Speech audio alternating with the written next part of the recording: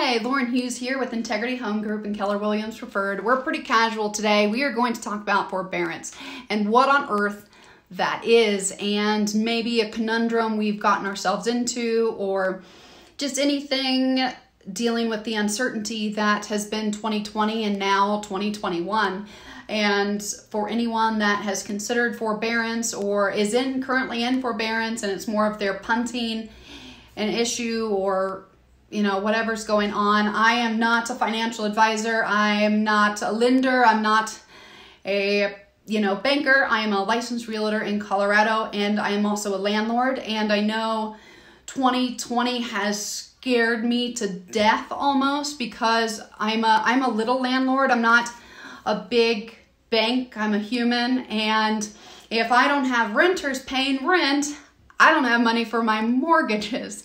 So the forbearance is something that I looked into and actually threw one of my houses in it and are now out of it. But at the beginning, I think when they were asking if you needed forbearance last year, there wasn't really a plan in place, because no one could really foresee for the sake of argument right now, no one could foresee the pandemic, and no one could really foresee what happens after that. And so if you own a home and might have lost a job or had situation change, like your children are at home all the time, and so you haven't been able to work as much as you want, or you've had to reduce your hours, or whatever you've had to do, life has changed since last year. And so some homeowners look to forbearance, and the definition of that forbearance seems to keep changing and it seems to keep getting extended at the last minute. And the repercussions of that forbearance, we don't know yet.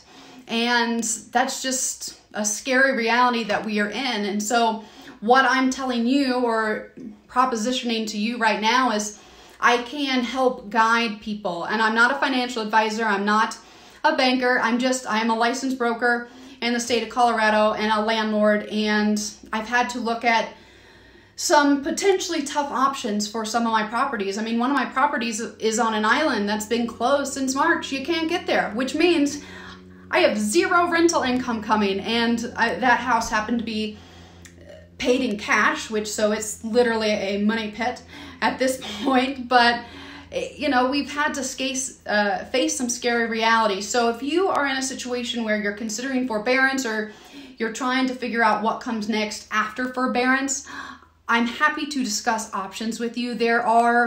It's not one road leading to foreclosure, which we don't want to ever say, and we don't want to talk about eviction either.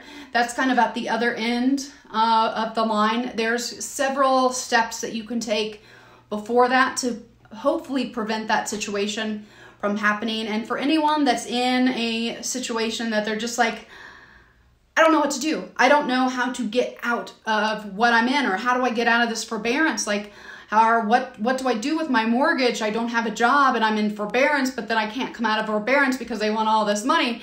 And then what do I do? Blah, blah. Like, it's not blah, because it is incredibly important. There's so many reasons to kind of get in a spiral.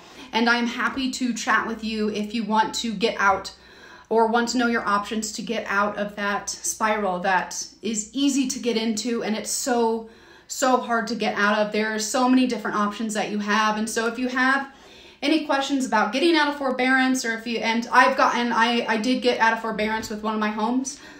So I do know what that process is like, and I'm very grateful that I was able to get out of it. And there are other options in case you can't get out of it, and I'm happy to talk to you about all of those. So if you ever have any questions, I am available. I'm a non-judgmental human with opinions, and I can point you to the right directions. If that is a foreclosure attorney, or that is a short sale, or that is, a potential rental property, whatever that happens to be, I'm happy to help guide you.